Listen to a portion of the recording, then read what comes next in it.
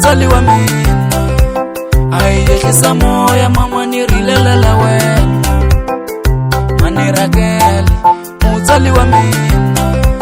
ai yehlisa moya mama ni rilela la wena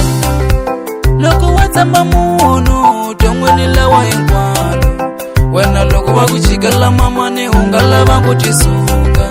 loko wa tsamba munhu a u tongweni lawa hinkwalo loko va ku chikela mama ni unga lava ku tisunga swin'wanyana swa hlamalisa swi vuliwa ku hi maxaka ya wena swa ku u nga tsoliwa misaveni u chika u loya mutsali mina ni swi tivi swa ku swa endliwa misaveni swa ku u nga muloya lwa nga ku bebula wena kunini na hirilo hi lava ku famba ka kule vona vaya lava ka hi yaki kusuwani na vona kasi va la ku tlanga hi wena mutsali wa mina va la ku kuteko ni vana va wena loko va swi lava va liwa hi loya mara mina ni tshembi ka u se tshama ni loya mama